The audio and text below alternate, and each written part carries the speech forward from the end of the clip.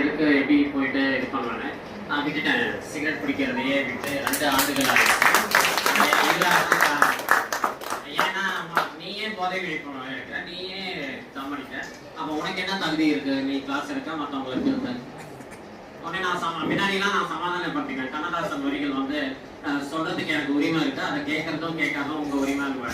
So அப்போ அது மாதிரி நினச்சிட்டே இருந்தேன். ஸோ என்னையும் திருத்திய ஒருத்தர் என் லைஃப்ல. அதனால வந்து இவர் எங்க கூப்பிட்டாலும் நான் வருவேன், அதனால அவரு எங்க கூப்பிட்டாலும் இங்க வருவாரு.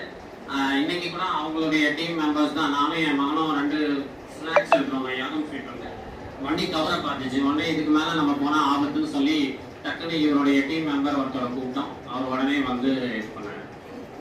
அவரு உங்க நிறைய தேர்வுரையாடணும். அனைவருக்கும் வணக்கம்.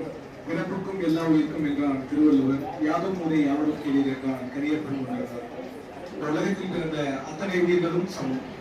என்னுடைய 271வது மேடையாக இன்னைக்கு நம்ம அரசு விழுப்புரம் மருத்துவக் கல்லூரி மருத்துவமனையில் நடைபெறும் இந்த நிகழ்ச்சியில பங்கு பெறதுல ரொம்ப சந்தோஷம்.